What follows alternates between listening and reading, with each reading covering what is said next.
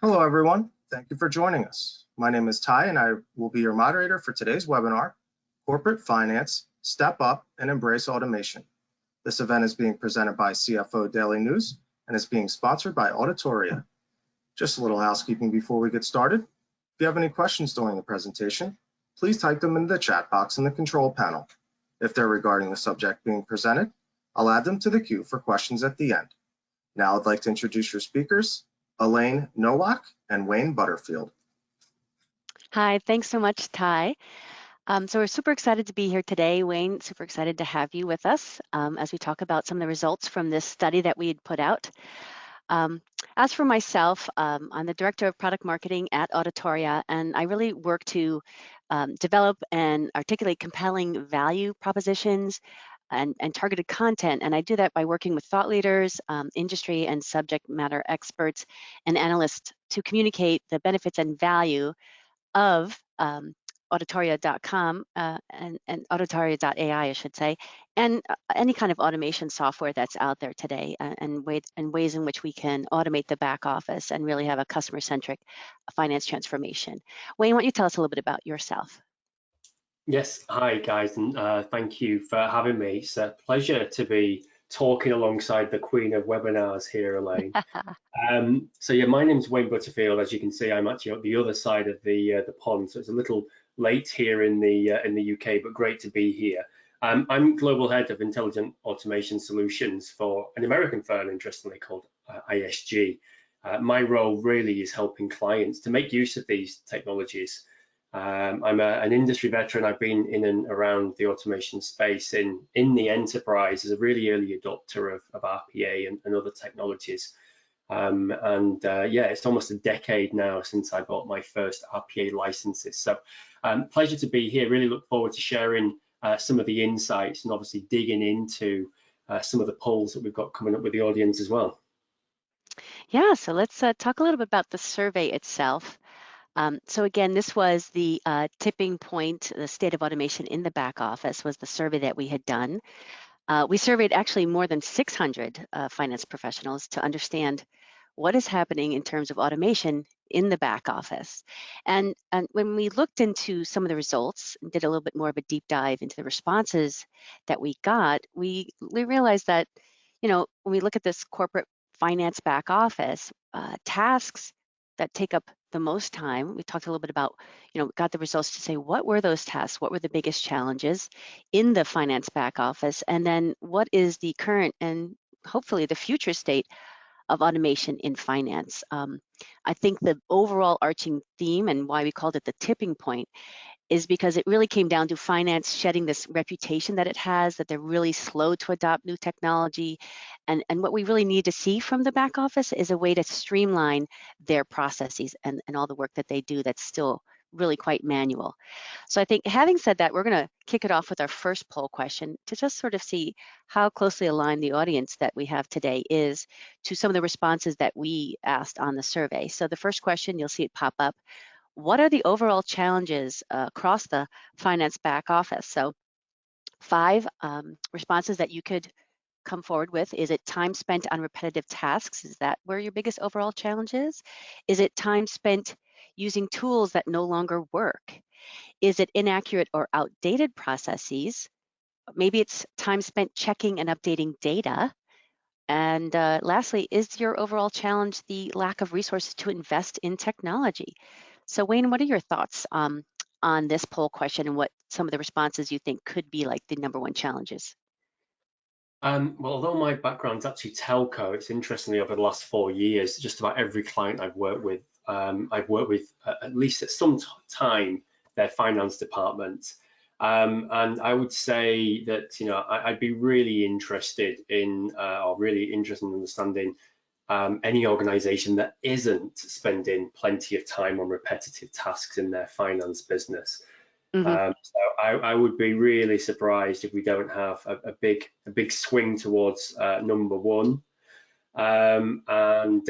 Yeah, interestingly, probably I would say that #4 point, time spent checking and updating data. Many a finance team I've certainly worked with live and breathe Excel. and data quality always still seems to be a real challenge, at least in those businesses that I've worked with. Yeah, I would have to agree. I think data is always the thing. Clean data, updated data, siloed data, all those kinds of things. Data in disparate systems, and how do you get the right, source of truth for what it is that you're trying to solve? So the poll should be closing up just about now, and we can see the results that came up. And not surprisingly, there you go. The two top ones seem to align. So let's share the results that we got from the survey to also show. So right on the money there, Wayne, number one was time spent on repetitive tasks. So really I think especially in the back office, there is a lot of work that is the same thing over and over. If you think about finance is very cyclical, you've got month close, you've got quarter close, year close. So they always know the tasks that have to get done day to day, and all these different time increments. So it's not a surprise that there are things that get over and over repeated, repetitive tasks, right? And then a quick follow-up on that number two, time spent checking and updating data. So yeah, that the data is a big area. I think even talking about, we look at what happens with the pandemic, right? It's accelerated digital transformation. We hear a lot about collaboration tools that have really taken the forefront, right? People are having to find ways to work together, even though everyone was remote or at home or working from their home or some other remote location, right? But I still think that the corporate back office has essentially remained unchanged, that it was still a lot of manual work. So any thoughts on the results here? Well, I'm pleased to say, although I'm not a fortune teller, that I was bang on the money. And as I say, the data point I can't stress enough. The amount of amalgamation and changing of data cleansing that I've seen over the years. I just don't know how or why it hasn't been fixed earlier. It's such a challenge I see in so many different organizations, and that's why people are spending the time on the repetitive tasks. They're having to cleanse the same data all of the time, and that's where a lot of this repetitive task comes from, at least in my experience. Yeah, and I think there's a lot of this repetitive task also when it comes to communicating. So how do I get my data? Sometimes it's in a system, sometimes it's with somebody else in a different department, or it's with another stakeholder within the company, maybe it's with someone outside the company. So there's a lot of back and forth, I think, to communication that happens. When we think about compliance related activities, monthly close activities, all these things I was talking about, quarterly and annually reporting, it's the same thing. It's cyclical. It's over and over again. So when we look at some of these other findings that we found in the study, is your finance back office sufficiently automated? More than half, 58% said nope, not automated. When we asked and we said, how many of your team's tasks are automated?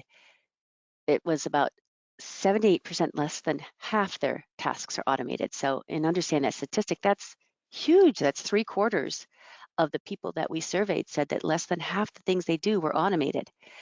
So I think there's really an overwhelming number of tasks and processes that have to get done. It's putting this undue stress on the finance teams, given the number of manual, repetitive things that they're doing and they need to perform on a daily basis. What are your thoughts on some of these stats? What advanced technologies do you use in the finance office? 37% don't use advanced technologies. Mm-hmm. And again, I think if you imagine, and probably going back to the earlier poll, one of the questions was, some of our systems don't work. How many of us say that our systems don't work? It feels like the vast majority of work that unfortunately is having to happen in finance is because the systems are not necessarily giving them the data or the right data format or completing the tasks that many of these systems probably should. And some of them are particularly old as well. And if you think about where you usually invest a lot of your money in new technology, probably not in your finance department. So it's not really a surprise that we're not using advanced technologies. And if we're not using advanced technologies within the finance department, it's probably not so much of a surprise that there's not that much automation and obviously, many of the tasks that we complete are still being completed in a very manual way. Now, I think that the tide is starting to turn. Certainly with the with intelligent automation technologies actually being tools that can be used by finance professionals as well as automation experts. So maybe the tide is starting to turn, but 2021 in the tipping point, it hasn't quite reached that tipping point yet. Yes, yes.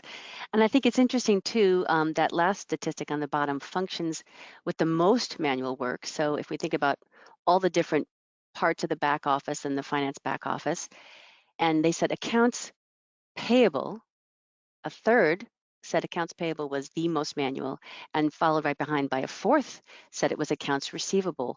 And that was comparing it to things like, finance, financial planning and analysis, or is it auditing, or all these other areas in the back office. And I think that's not a surprise. I see that statistic as actually, it's what I would expect as well, because those areas, AP, AR, they've got the individual follow-up they have to do. They've always got to be reaching out to customers, to their vendors. They've got to be parsing and extracting insights from, unstructured documents like invoices and contracts and tax forms. So it's no surprise that those areas are really very manual still. And the thing is, there is technology that's out there that's available to help automate that kind of work. And I think to your point, we're starting to see that organizations are like, yep, there's digitization that's out there. There's transformation that can happen. How do I get on board? How do I make that happen? And I think we'll get to that a little later in the webinar, specifically around that. But I would definitely say, 5 years ago, when you would talk about RPA, most people didn't know what it meant. And nowadays, they at least know what it means. Now, how many of them are using it or putting it in place, that's still, to be determined. And I think it's definitely a place that the back office could step forward more in. Maybe not at the tipping point yet, as you said, but we're getting closer for sure in the back office. Okay, so that brings up our second poll question for today. Let's talk about things like how much time it takes, okay, and looking at that back office. So how much time does your team spend following up, seeking approvals, requesting documentation, communicating with vendors, customers, and internal stakeholders each week? So is it less than an hour a week you do all this kind of follow-up and approval work? Is it 1 to 5 hours a week that your team and your time is spent? Is it 6 to 10 hours a week? Is it greater than 10 hours? And then we also threw one out there, it doesn't apply to me. Maybe you don't spend your time doing following up or seeking approvals or requesting documentation and communicating with all these different kinds of stakeholders. So thoughts on this one, Wayne? Where do you think we're going to fall in terms of our audience polling and how much time it takes for them? I think this is a really tricky one to answer on the poll, and I'll tell you the reason why. Probably twofold. The first one is what role is somebody doing? And obviously, different roles within finance will have this as a core capability. So it really depends on the audience to some degree. And then I would say the fact that we have spent most of our time in a remote setting for so long now, and how good your workflow is. How much of this would you have been able to do pre-COVID? With a tap on the shoulder to the guy sat next to you, or a quick shout over the desk, versus now. Obviously, everything needs to be, a call, an email, some official way of actually engaging with a person. So it wouldn't surprise me if we've actually seen, an increase in this. And again, I'm going to go probably somewhere in the region, maybe 1 to 5 hours, perhaps. That individuals are looking in this, and I am thinking through a kind of COVID lens. So wouldn't surprise me again if it was 6 to 10 hours even, because we are talking here about a week, not a day. So wouldn't surprise me, Elaine. And what are your thoughts? Yeah, I'm thinking if we look at the 6 to 10 hours, just because even if they spent an hour a day doing this kind of work, then that's like 8 hours a week, right? And I could see that, or no, my math is wrong. That would be 5 hours if it was an hour a day in a work week, right? I'm thinking a full week. Nobody wants to work on Saturday and Sunday. So then maybe if it's more than that, if it was 2 hours a day, then that would be more like 10 hours. But I think that seems excessive. But let's close out the poll and see what kind of results we have coming up. Okay, so results show 6 to 10 hours. So kind of where we were. And again, 6 to 10 hours, that's a big range in terms of if something takes only 6 hours, that's a little over an hour a day. If it's 10 hours, that's more like 2 hours a day. That's a significant portion of your day. So let's look at what came in the tipping point survey. And I think it's sort of interesting because this is the second annual time that we put out the survey. And the results that came in from 2020, I think it's a significant statistical difference with what we're seeing in 2021. And I think to your whole point, Wayne, with the whole pandemic and looking at it through that lens, it sort of lends itself to what some of these changes might be. So if I were to highlight, I think one of the biggest changes and a significant one is if we look at 2020, almost 40%, it was less than an hour a week that they spent doing this kind of follow-up, getting the approvals, less than an hour a week, right? 40%. Compare that to 2021 survey. Now we've been in the pandemic for over a year, and all of a sudden that less than an hour dropped all the way down to 5%. Super significant jump, I believe. Thoughts on that? I guess not a surprise. Right. Completely agree that it's got to be pandemic related. If I just think about how rammed everyone's diary has been, I've got personal friends in the kind of finance world, and we were speaking at a barbecue the other day, and they were just saying, we've started to go back in the office, and just things are just so much easier to get done when you're in that same space, because you are not having to book time in someone's diary or just hope that when you phone them they're going to pick up, because you can actually see that hour meeting only lasted 23 minutes because they're now not on the phone. So it's not a surprise. And I think that definitely is one of the drawbacks, although there are many benefits of working from home, and I've certainly benefited from that. There are business reasons and business challenges that have, I think, grown as a result of this. And many of them, I think, under the surface, Elaine, you wouldn't necessarily, without this survey, you wouldn't have even probably known that this would have been a challenge. Yeah, I agree. I mean, my dog loves that I'm home. Super happy that I'm here all the time, so there's the benefit. But definitely the challenge of it's almost like if you want to get something done, a quick answer, you've got to schedule that time. You have to physically get on a calendar, get onto some kind of collaboration tool to try to find that person. And you can't even see if they're there necessarily. Only that green dot might tell you whether or not they're around, right? So you may not know. And then I think the other significant stat that I'm going to highlight here was this stat, which is about the 10-hour plus. So you mentioned it a little bit, Wayne. You said potentially that could be something. I think it's a surprising statistic how much of a difference it was. In 2020, only 8% said they spent more than 10 hours. And in 2021, same question, 20%. That's, okay, again, doing math, that's a fifth of the people that we surveyed said greater than 10 hours. Now that we don't even know that could be 11 hours, that could be 50 hours. We don't even know how many hours it could be. Maybe people spend the majority of their time now following up, getting approval, requesting the documentation, communicating. So thoughts around this particular statistic and the change here. Again, I think it's along the similar lines, but what are your thoughts, Wayne? Yeah, again, I think it's just a worrying statistic for those 20% of people that, having to chase and hurry people for updates, for approvals, etc., is not exactly the most rewarding task. No. But for me as an automation professional, I'm thinking, right, how much of that can we actually automate, and actually how much bigger benefit is it now? 20% of people over 10 hours is a lot of effort on probably not that much reward. It's certainly not a rewarding task. So the kind of automation guru in me sees that as a great opportunity.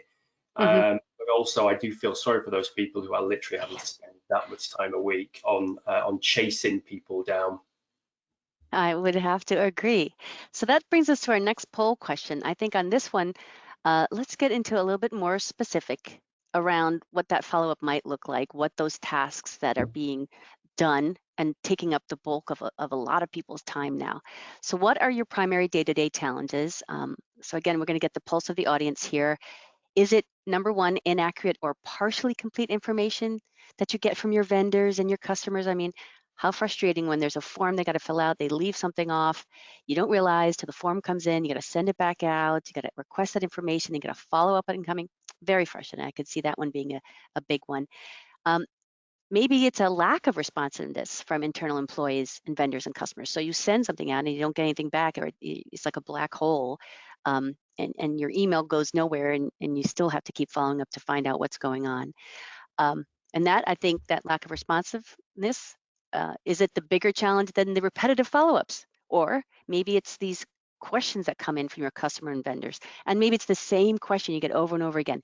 Could you send me a copy of the invoice, please? As if you hadn't sent it out 3 times already. But those kinds of questions still take up your time. Someone's got to monitor that email box. Someone's got to respond to those questions and move forward.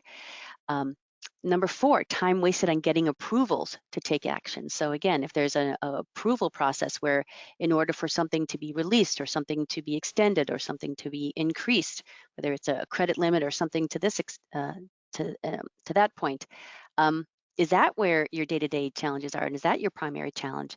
And then lastly, is it, again, going back to what you're using in terms of how you're handling your day-to-day, is it that you have difficulty because your tools are outdated and the processes that you're doing are outdated, and so that makes it tough for you to complete your job? So again, poll question 3, what are your primary day-to-day challenges? Inaccurate or partially complete info? Is it lack of responsiveness? Is it the repetitive follow-ups and questions? Is it time wasted on approvals, or is it difficulty because of your outdated tools? We'll let the poll go on for another few seconds here. And Wayne, okay, once again, get out your crystal ball. What do you think is going to be the key challenges on the day-to-day? I think all of these really have got merit. I think it's really difficult to really say, oh, it's going to be this one or this two. I'd be really surprised if there is any that is really prevalent. But I guess kind of lack of responsiveness from people in general, and that's only because, again, you're busy, you're on Zooms, Teams meetings constantly. So I would think that's probably one. And then again, because you're not necessarily there in person, I'd be really surprised if repetitive follow-ups and questions also doesn't kind of really shine here. And again, it's because we're having the way that we're having to communicate. It's so much easier to verbally communicate, clear up any grey area on a quick 2-minute conversation by the water cooler. Much more time consuming when you're having a Teams conversation while already in another Zoom meeting.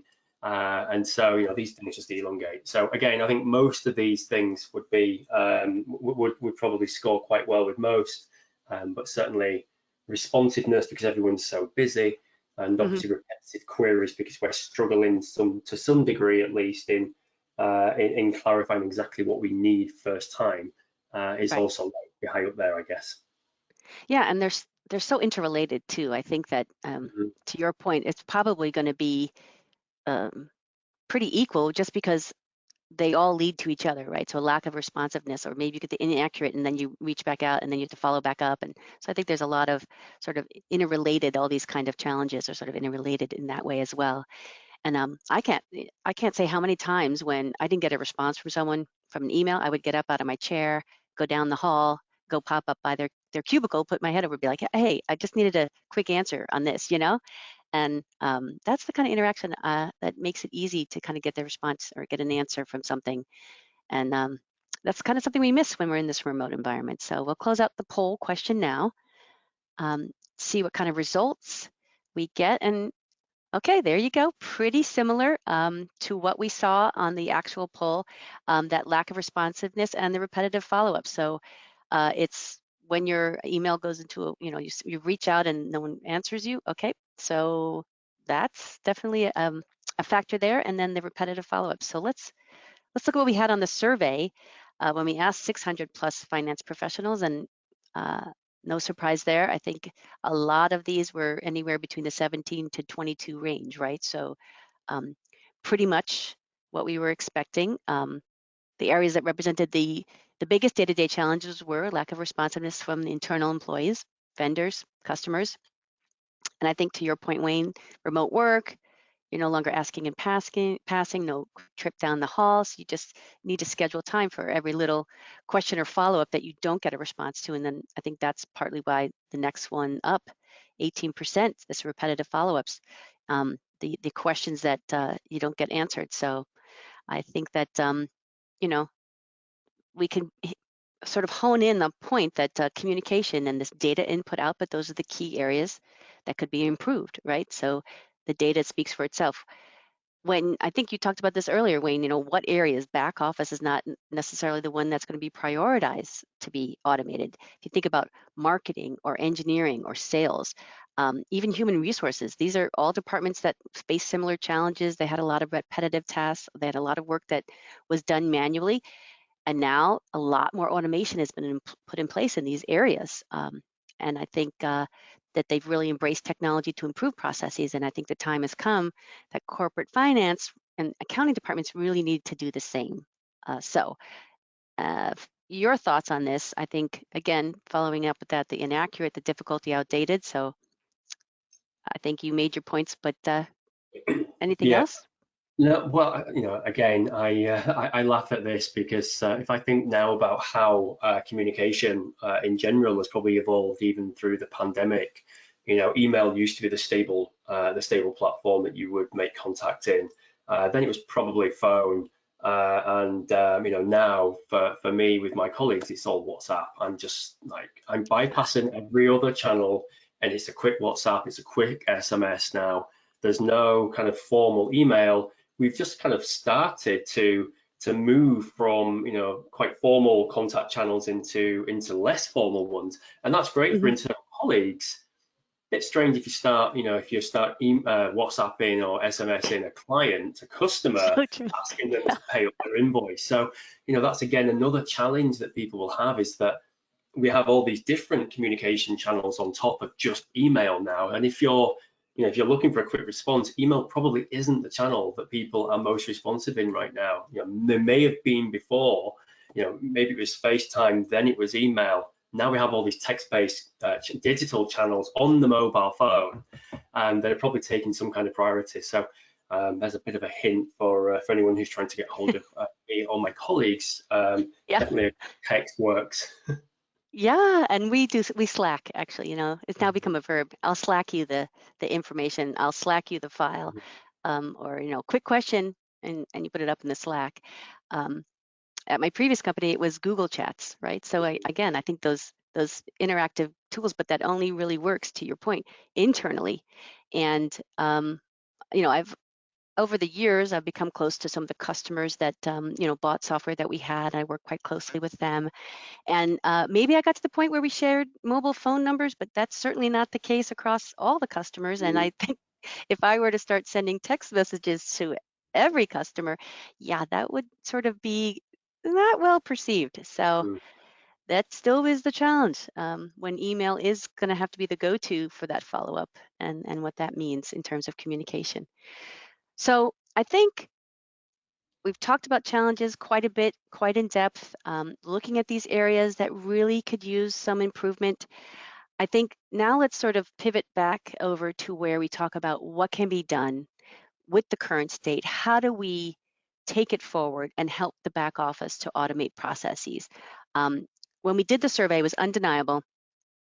It would be most beneficial for this finance function if they could reduce those repetitive tasks, if they could reduce those manual tasks. And a good percentage, good portion of them, as you see here on the screen, said that those would be the areas that could really help out. And happily, when they were surveyed, the top priority for finance back office next year, 38% said invest in new technologies to improve processes. So I think that implementing technology, it's going to streamline processes. It's going to really allow professionals to focus on these higher level business tasks. And that's going to really elevate the role of the finance back office. And it's going to enable teams to be more efficient and more effective using technology to get rid of these clerical, manual, administrative type work that can easily be done with some of the advanced technology and software and bots and artificial intelligence and all that kind of advanced technology that's out there right now. And I think it really has come to the point, and I think it is a bit of a tipping point insofar as, when you have environments like today with the unpredictability that comes from things like we never expected to be working from home with COVID. A lot of companies had to be flexible. They had to pivot. I think automated technology and automation in general, it's no longer a nice to have. It's really become a need to have, and it's something that we need to do. So that the workplace of the future, it's going to be digital. And I think teams are looking to be more efficient and to sort of be more predictive in how work gets done. So I think that advanced technologies like intelligent process automation, machine learning, natural language processing, all this stuff is going to show up more and more in the back office. So I think at this point, let's talk a little bit about if you are an organization and you recognize the fact that you need to take your finance back office and put some automation in place, how do you do that? How do you move the back office forward and create this zero-touch autonomous finance function? I would say what has to get done. So at this point, Wayne, tell us a little bit more. This is your expertise and area. So why don't we delve a little bit more deeply into how should automation play a role in your transformation? Excellent. And I like to look at this kind of through three lenses, really. I call it discover, remove, improve. And what I mean by that is the best kind of start you can make is not necessarily to dive straight in and look piecemeal at individual tasks, but look holistically really at what it is that you're trying to achieve, within your finance department. Now, we all kind of know what the end goal is. And what's happened is over the years, that end goal has probably been quite similar.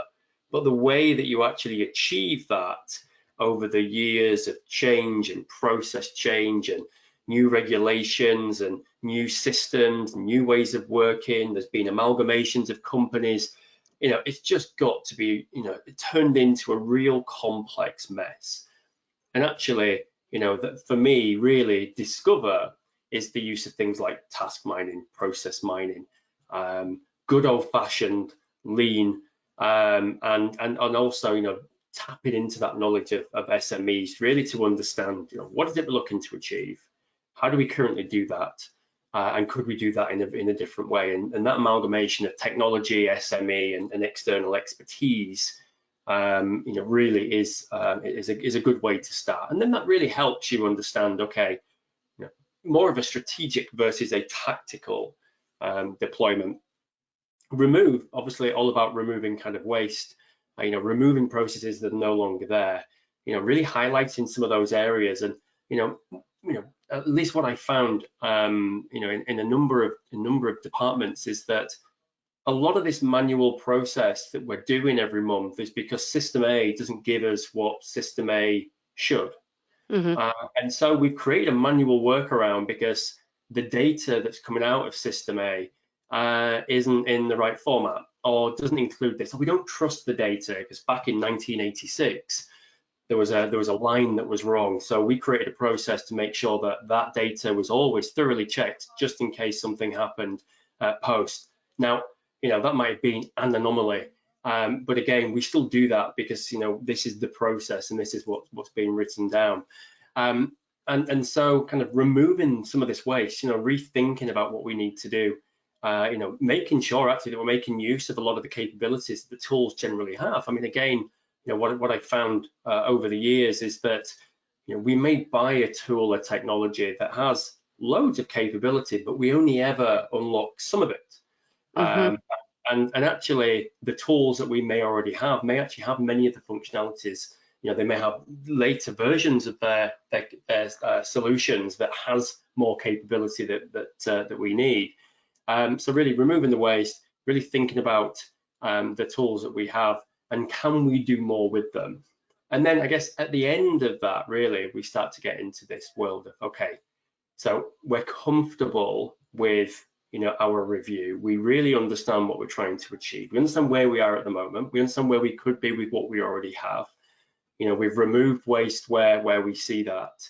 And now it's really open to what I would class as intelligent automation, hyper automation, depending which analyst you want to be speaking with.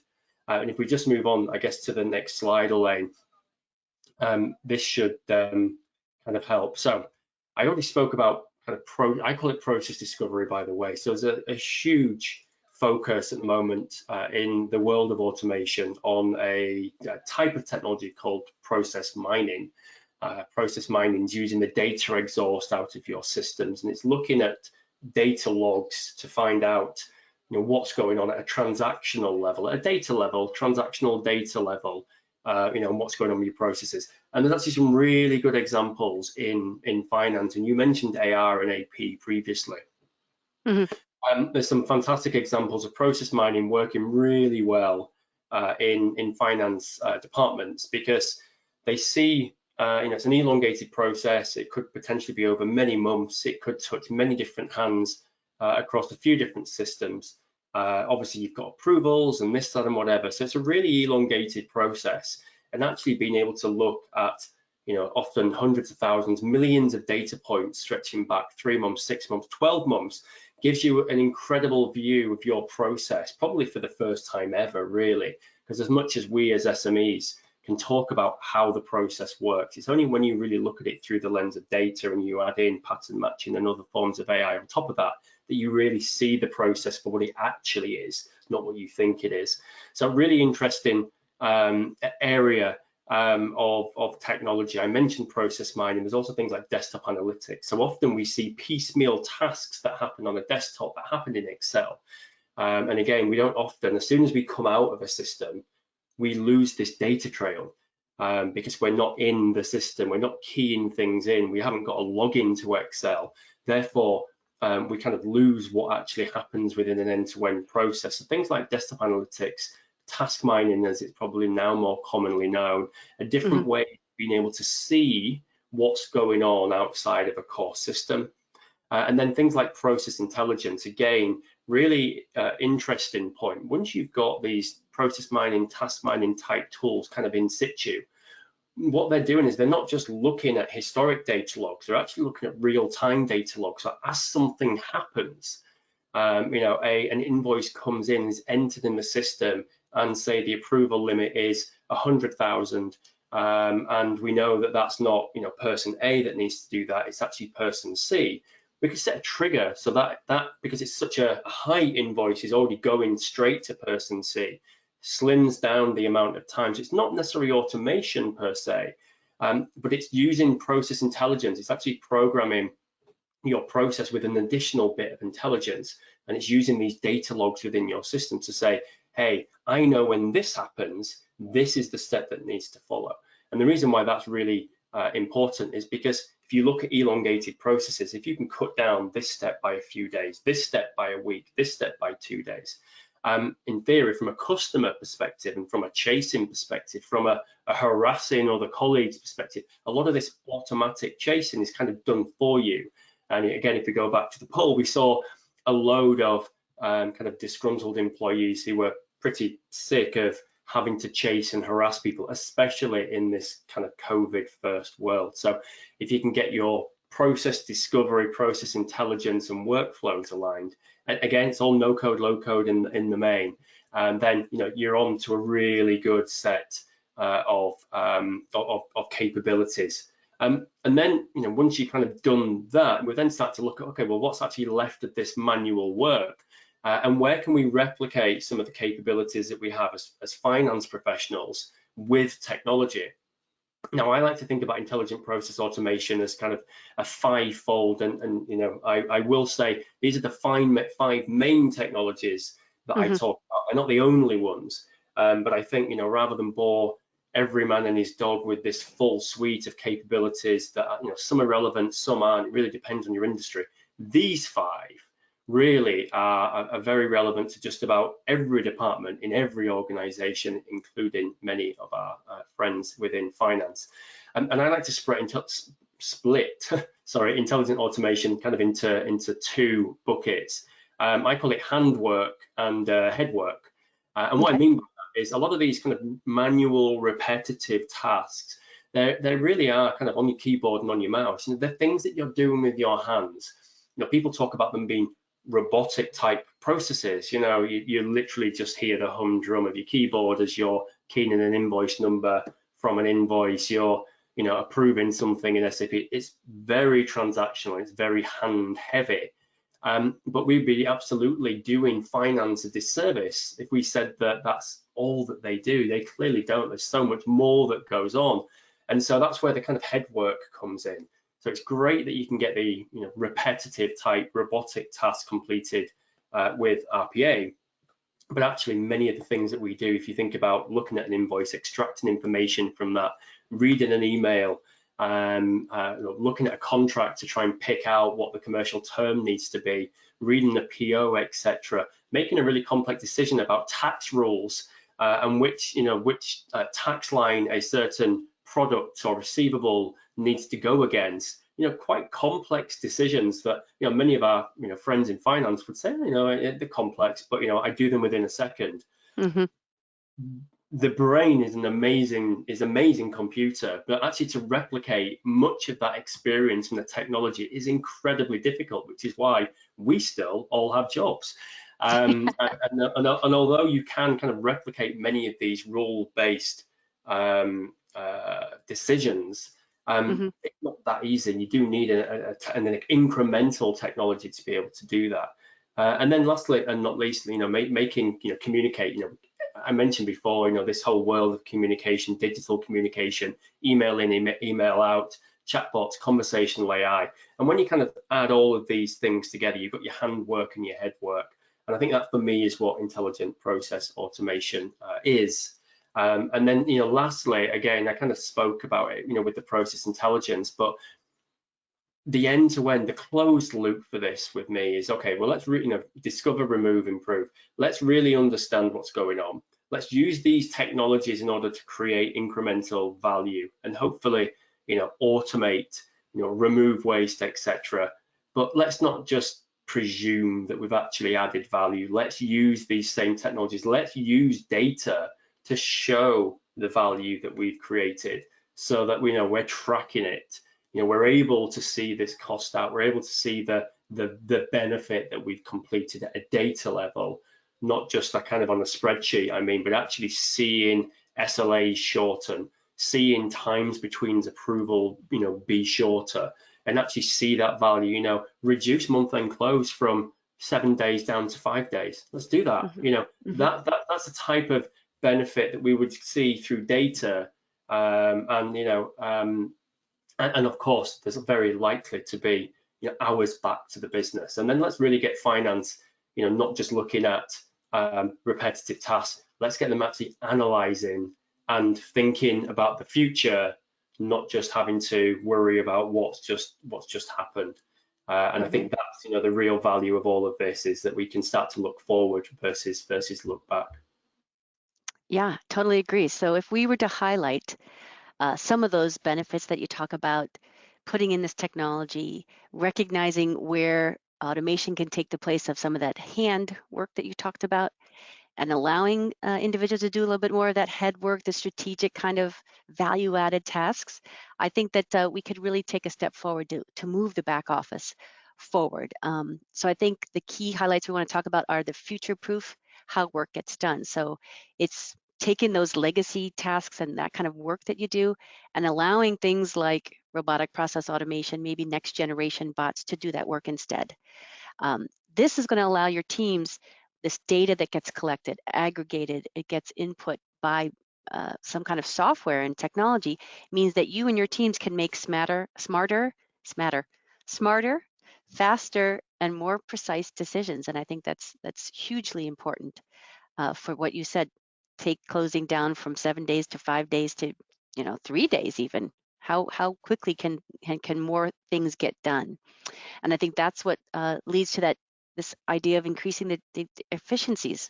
That's going to show you greater margins, and that's going to improve your cash performance, and it's going to help you get a better handle on what your cash position is if you can do things more quickly, and then you can make more strategic decisions about where you need to put your money, where you need to build your organization, and maybe do things like put it towards growth, or maybe it's research and development, or whatever it is that your organization needs. And then I think, to your point, if we talk about numbers, you put automation in place, you can recover thousands of hours annually in the back office. And I think things like that natural language processing, if you have an Alexa for finance, wouldn't that be great? That you could just sort of have a system that understands the language that comes in and what it can read. And I think it's really going to make your operations more efficient overall.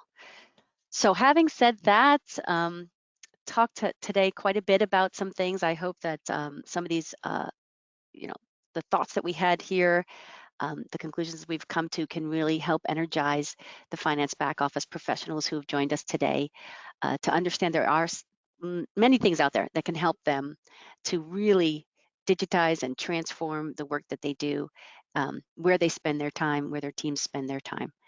So having kind of come to we're closing up here, I think we do have some time for questions. So I'm going to turn it back over to Ty and see if any questions came in while we were chatting today. Thanks, Elaine. And now I'd like to take your questions. If you have questions, please submit them into the chat box now. So while we await those, one did come in while you were presenting. Our first question reads, what are some of the roadblocks to implementing technology? Okay, so fair enough. I think we talked about how great it is to put technology in place. It's only fair to talk about some of the challenges that you might see when it comes to an implementation. I have some thoughts. Wayne, I'll go first, and then I will ask you, see what you think in terms of what could be some roadblocks. Having worked at software companies now for more than a decade, I think when you are considering a solution for your team, really look for something that's more out of the box ready, that has just a lot of configuration versus customizations. I think once you start doing customizations, that's where you get into trouble with scope increase, costs that increase, time to implementation always goes up when there's a lot more customization. So kind of look for technology that has a wide depth of offerings so that you can just really have a configuration for you. And then I think the other thing that's super important is you need to set clear and concise expectations. So make sure you are working with a vendor or a software company or whomever it is that you're working with. They do what we call injecting predictability into the process. So understand what it is that you're trying to achieve. I think Wayne, you talked a little bit about this earlier on. Just be very clear in what it is that you're trying to achieve, where you are now, what the future state looks like, and what you need to do to get there. So other thoughts on this, roadblocks to implementing technology? For me, I always go down to people and process, and obviously the third wheel of that is technology. And what I've tended to find is actually the technology very rarely is at fault itself, and that those roadblocks really do kind of stem around people and process. And certainly something that I've seen. So think about your people, bring them on the journey. Okay, they will be the people who will be your biggest advocates or your worst enemy. So really do involve them. That's really key. And obviously, as I mentioned before, the whole kind of discover phase, to really understand your process. If you've got immature processes, if they are extremely mature but not very well documented or known outside of a few SMEs, you're really going to struggle, because you really do need to have good or well documented or well understood processes at least. Mm-hmm. Otherwise, you're going to be going down a bit of a rabbit hole quite quickly. And although that doesn't mean that you can't automate, what it means is that you're really going to be having to do a lot of rework as somebody in somewhere else in another department kind of recalls that every 10 times they have to do this, and before you know it, you're kind of constantly having to evolve an automation. And if you're having to do that, that's something more time, more money. So not ideal. Mm-hmm. So getting your processes right and well understood doesn't mean they have to be perfect, but they just have to be well understood early. And then, as I say, bringing your people on the journey, really two things for me, very key.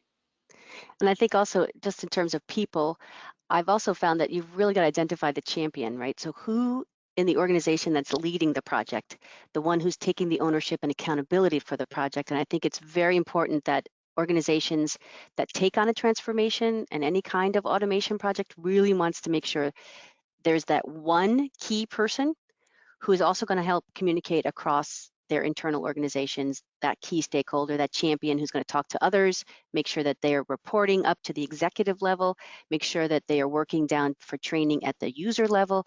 But a key champion, I think, is also another important one. And that can be a roadblock if you don't have a person that's really dedicated to bringing that project to life.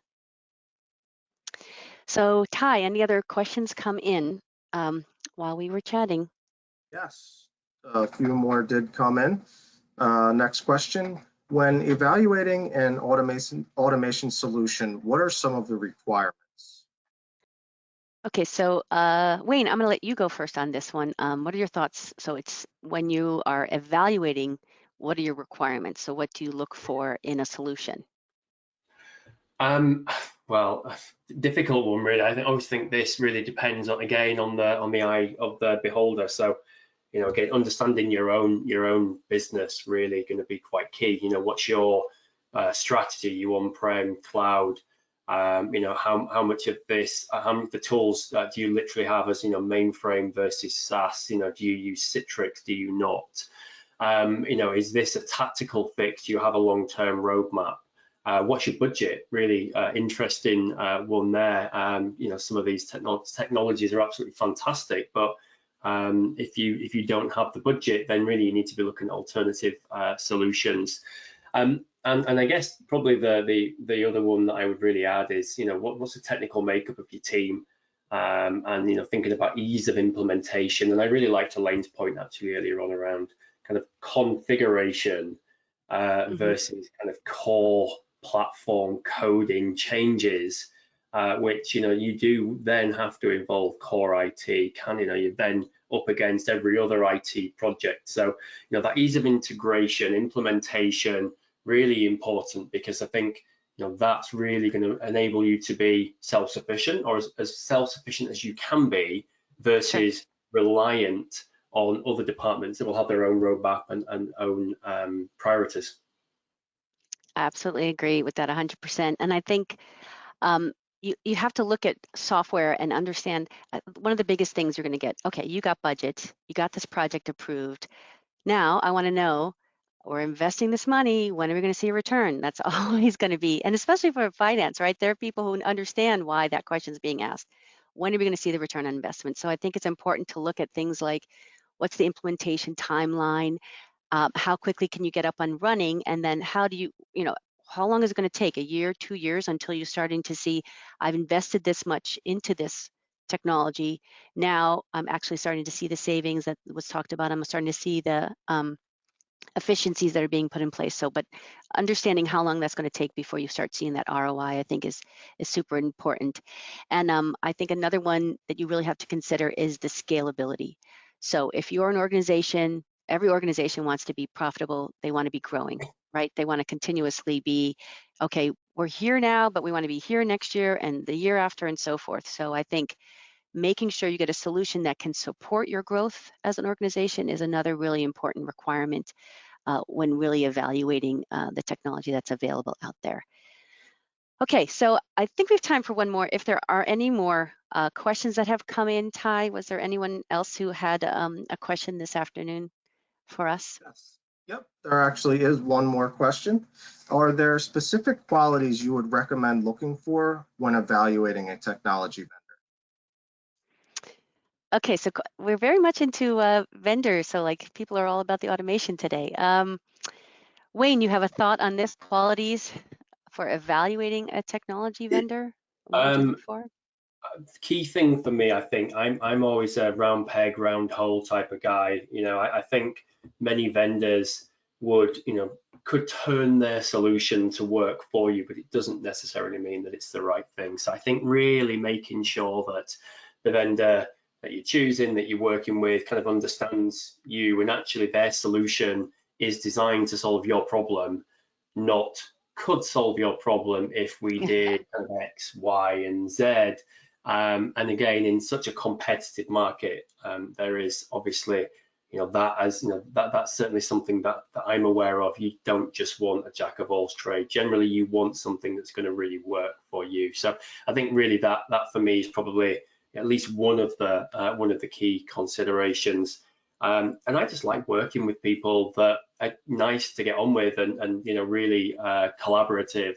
I'm a very collaborative person myself, so I like teamwork, right? So if the vendor's difficult to work with, probably not going to be the easiest of things, especially as we mentioned before, kind of scalability long term, probably not ideal really. So find somebody that's good to work with, that has a product that really solves your problems, not just some generic problem that they will try and solve your problems with. I totally agree. I think the word like partnership comes to mind, right? Make sure you find a solution provider that wants to partner with you, that it's not a buyer-seller relationship. It's more like we're going to go into this together, so that you get that continuous support even after the product goes live, that they have a customer value or customer success team that's going to continuously help you optimize your tools. And I think you even mentioned earlier, Wayne, like you put something in place. I think about Word, for example, right? I get it on my computer and I do the most basic thing with it, right? I'm not using some of that automated things that they even have in Word. I use a sliver of what its capabilities and functionalities are. So I think it's important, put technology in place and make sure that you have team members that are going to help you to get the most out of your product, to get the most from your investment. I think that's super key. And I absolutely agree with the second point. You want to look for tools that are much more specific. I mean, you can buy tools that are more like a Lego set, right?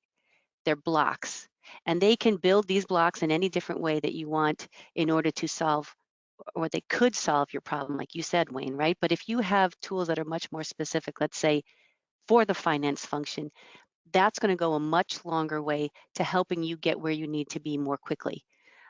So if it's a tool that's very specific for the finance industry, I think that's going to be much better than having it be like a one-size-fits-all type technology or solution that's being put out there. So those are my thoughts on that, what to look for in evaluating a vendor.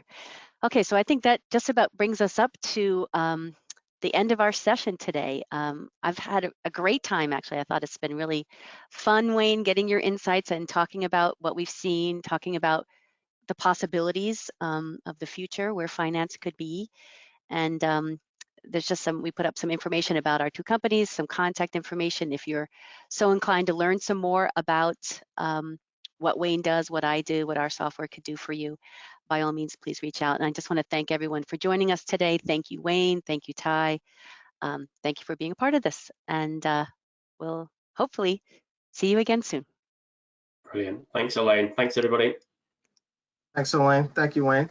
In order to remain on schedule, we'll respond to the rest of everyone's questions in a timely manner via email. So with that, on behalf of CFO Daily News, I would also like to thank everyone for attending. This concludes our program.